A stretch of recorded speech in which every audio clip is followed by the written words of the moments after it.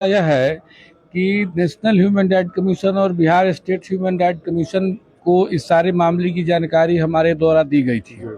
तत्पश्चात Bihar state human right commission और national human right commission के द्वारा इसमें काफ़ी गाइडलाइन दिया गया था गवर्नमेंट को।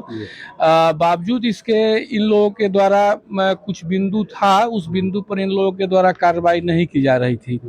जैसे एक किडनी के प्रत्यारोपण के बिंदु पर नेशनल ह्यूमन राइट कमीशन लगभग 4 बार नोटिफिकेशन बिहार सरकार के स्वास्थ्य विभाग को कर चुका है, लेकिन आज तक इस विषय पर सरकार के द्वारा कोई जो है सकारात्मक पहल नहीं की गई। 5/10/2023 को इस मामले की सुनवाई नेशनल ह्यूमन राइट कमीशन के द्वारा किया गया। तब नेशनल ह्यूमन राइट कमीशन ने इस चीज़ को माना है काफ़ी गंभीरतापूर्वक कि नहीं, किडनी प्रत्यारोपण के बिंदु पर अब तक सरकार के द्वारा या संबंधित जो अथॉरिटी हैं उनके द्वारा कोई कार्रवाई नहीं की गई है, जो काफ़ी गंभीर मामला है।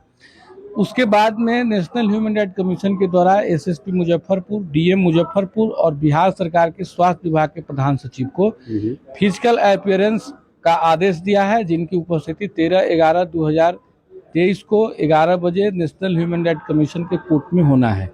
साथ ही साथ इसमें एक और महत्वपूर्ण बात है कि इन तीनों लोगों का अपीयरेंस जो होगा, इसकी अपीयरेंस कराने की जिम्मेवारी बिहार के डीजीपी और बिहार सरकार के मुख्य सचिव को दिया गया है कि ये दोनों अथॉरिटी हैं जो 3 अथॉरिटी को वहां पर उपस्थित करवाएंगे 13 नवंबर को। तो ये सुनीता किडनी कांड में आयोग का काफ़ी गंभीर यह स्टेप है, चूँकि मानवाधिकार संरक्षण अधिनियम 1993 की धारा 13 के तहत आयोग जो है हार्ड स्टेप लेने के लिए वह स्वतंत्र है, जो आयोग अपना कार्रवाई कर रही है।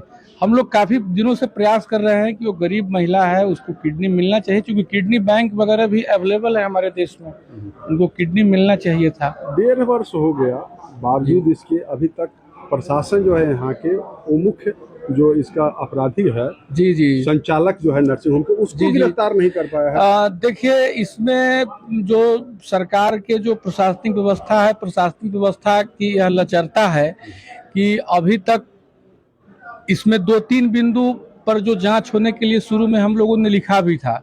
पहला कि बिना निबंधन के जो अस्पताल चल रहा है, तो वह अस्पताल चल रहा है तो यह उसकी जिम्मेवारी तय होनी चाहिए कि आखिर जो वह अस्पताल बिना निबंधन के चल रहा है इसमें दोषी कौन कौन है, इस पर जांच होनी चाहिए थी। अब तक सारे आदमी का गिरफ्तारी क्यों नहीं हुआ, साथ ही साथ किस व्यक्ति का कहाँ तक इसमें कितना कितना इन्वॉल्वमेंट है, और हो सकता है कि यह किडनी निकालने की प्रक्रिया उस अस्पताल में बहुत दिनों से चल रही हो, लेकिन इस मामले में ही जानकारी हुई लोगों को। इन सारे बिंदुओं पर जांच होना था, लेकिन इस सारे बिंदुओं पर तो जांच अभी तक तो हुआ नहीं। तो यह सरकार की जो व्यवस्था है, यह व्यवस्था की लचरता को यह इंगित कर रहा है।